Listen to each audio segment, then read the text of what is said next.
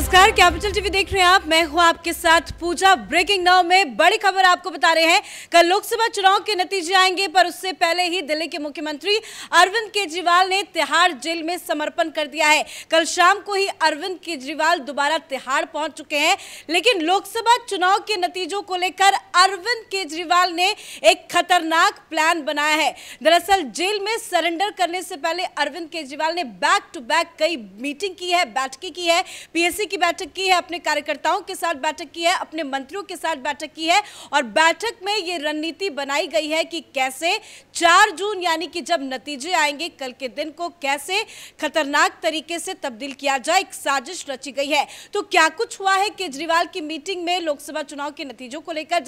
जिसको लेकर दिल्ली की सुरक्षा भी चाक चौबंद कर दी गई है। क्या कुछ चल रहा है आम आदमी पार्टी के अंदर, बताएंगे आपको तमाम अपडेट के साथ। मेरे साथ न्यूज रूम से जुड़े हुए हैं कैपिटल टीवी के एग्जीक्यूटिव एडिटर राजीव जी। सर, केजरीवाल ने जो बैक टू बैक मीटिंग्स की थी जेल में सरेंडर करने से पहले, मीटिंग में क्या कुछ हुआ? देखिए, सबसे पहले मीटिंग जो अरविंद केजरीवाल ने की, उस मीटिंग में ये चर्चा की गई अपने बड़े नेताओं से कि पहले ऑर्गेनाइज करो, रात भर मेरे जाने के बाद रात में अलग अलग एरिया के नेताओं से बातचीत करो और वहां पर मॉब को मोबिलाइज करने की कोशिश करो। फिर इसके साथ उन सारे पोलिंग एजेंट जो दिल्ली और पंजाब में आम आदमी पार्टी के कैंडिडेट वाले क्षेत्र में बूथों पर थे, उन सब के साथ बातचीत शुरू कर लो। और अरविंद केजरीवाल ने इन लोगों को डायरेक्ट किया कि देखो, ये अभी जो एग्जिट पोल आया है, एग्जिट पोल फर्जी है और उसके लिए जरूरी है कि हम जहां काउंटिंग स्टेशन है, जहां पर वोट की काउंटिंग होगी, वहां पर सही तरीके से रहें, मजबूत तरीके से रहें और जो 2-3 बजे के बाद जब रुझान आने लगते हैं तो डिमोरलाइज होकर बाहर निकलते हो, वो डिमोरलाइज होकर बाहर मत निकलना। क्या करना? वहां पर हंगामा खड़ा करना। अगर थोड़े बहुत कुछ भी तुम्हें मिलता है या फिर क्रिएट करते हो तो उसके बाद हंगामा खड़ा करो, वहां पर कंप्लेन करो। तुम पोलिंग एजेंट रहे हो, वहां काउंटिंग बूथ पर तुम्हारे लिए स्पेशल व्यवस्था होती है, तुम काउंटर कर सकते हो, तुम उसकी शिकायत चुनाव आयोग से कर सकते हो। उसके बाद जैसे ही ये खबर बाहर आए, जैसे ही ये पता चले कि काउंटिंग स्टेशन पर आम आदमी पार्टी के कार्यकर्ताओं यानी कि पोलिंग एजेंट के साथ, जो वहां पर सांसद प्रतिनिधियों के साथ जो कैंडिडेट है उसके तरफ से गया है, उसके साथ कुछ हंगामा हुआ है,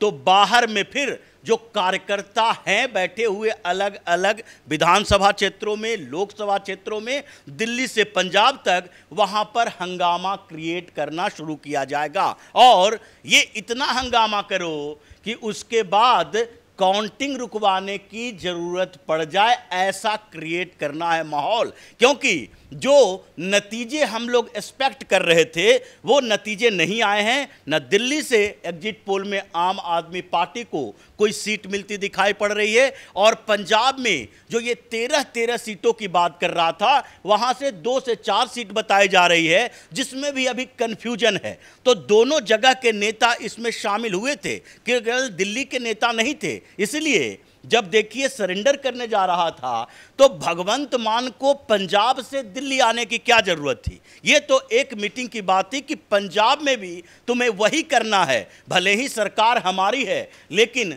लोगों के भीड़ के हंगामे पर हमारा बस नहीं है। जिस तरीके से अमृतपाल सिंह ने पिछली बार हंगामा खड़ा किया था, तो उस समय भगवंत मान ने उस पर गोली नहीं चलवाई थी, भगवंत मान ने डंडे नहीं चलवाए थे, बल्कि जब थाने पर हमला किया गया तो उस समय पुलिस को निर्देश दिया गया कि इस हंगामे को होने दो, ताकि जिन लोगों के छोड़ने की मांग की जा रही है उसके लिए हम एक आधार बना सकें कि जहां जहां जेलों में बंद हैं और जिनकी डिमांड की जा रही है कि इनको छोड़ दे सरकार, वो छोड़ने के लिए हमें आधार मिले कि इन लोगों को अगर नहीं छोड़ा गया तो ये लोग थाने को आग लगा देंगे। ये हंगामा के प्लान ये एक स्तर की बनाई गई है। दूसरे, जो पीएससी की बैठक हुई, ये पॉलिटिकल अफेयर्स कमेटी जो है ये महत्वपूर्ण नेताओं के साथ बैठक थी और इसमें जो प्लान बनाए गए हैं 4 जून के बाद का प्लान बनाए गए कि अगर वो प्लान सक्सेस नहीं होता है, अगर उस दिन हंगामा की बात जो है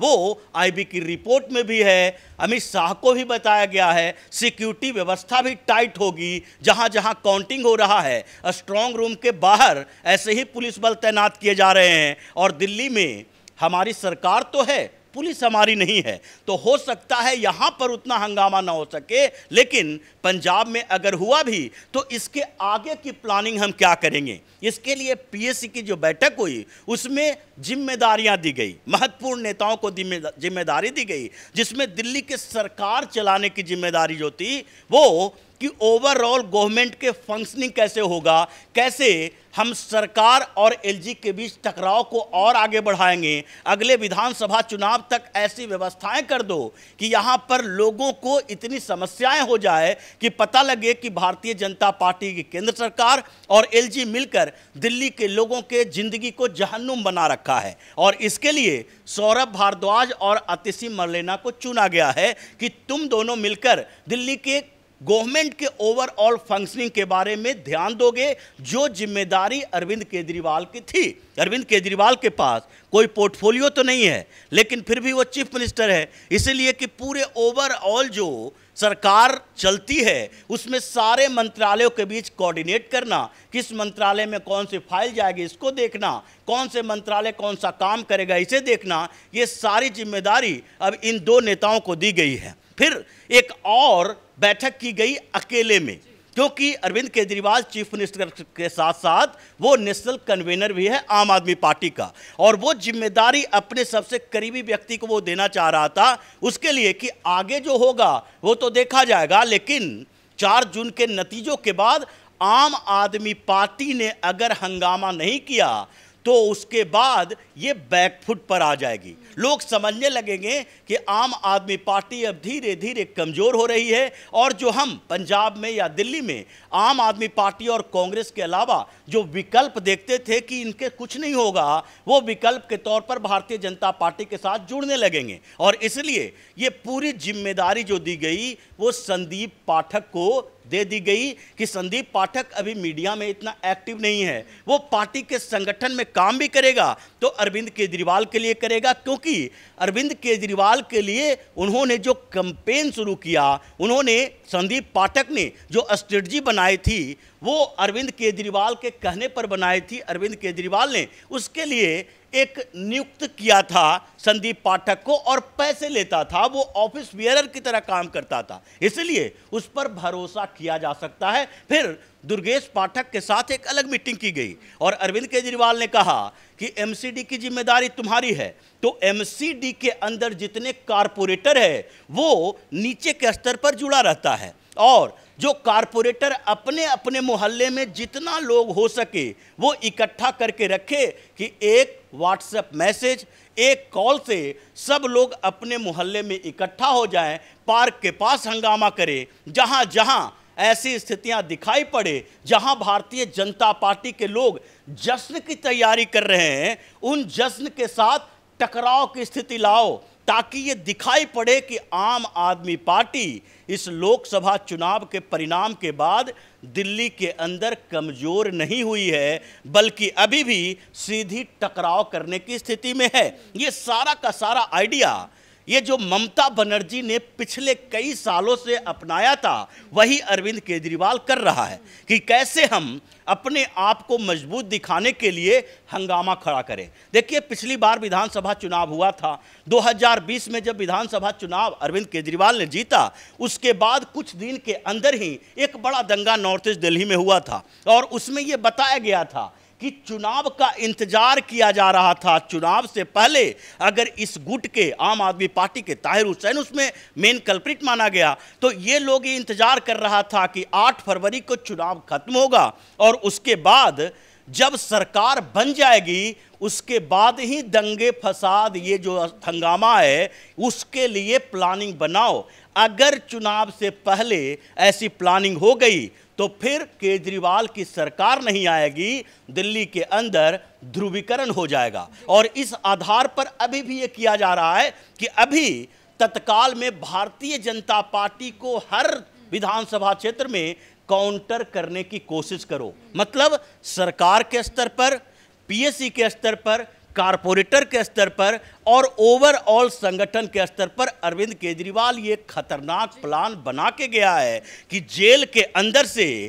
हम तो ये सही तरीके से मैनेज नहीं कर सकते। ये तुम लोगों की जिम्मेदारी है कि कैसे ये 4 जून के बीजेपी के जश्न को मातम में तब्दील कर सको। अगर नहीं कर सके तो इसका मतलब है कि आगे कब आने वाला विधानसभा चुनाव जो जनवरी में लगभग अनाउंस हो जाएगा, फरवरी में चुनाव होना है, तो वो चुनाव है हम हार जाएंगे। इसलिए ये ताकत दिखानी है और इस पेस को अगले 6 महीने तक बरकरार रखना है। ये दिखाते रहना है कि पीएम मोदी तानाशाह हैं, इन लोगों ने सारी व्यवस्था कर ली है और इन लोगों ने मिलजुल कर ये सरकार बनाने के लिए, बहुमत लाने के लिए एडमिनिस्ट्रेशन से अप्रोच किया, डीएम से अप्रोच किया, इन लोगों को मैनेज किया, फिर ईवीएम को मैनेज किया। ये ऐसे फर्जी अफवाह वाली खबरें फैलाते रहो, लोगों तक ले जाते रहो, ताकि लोगों के मन में हो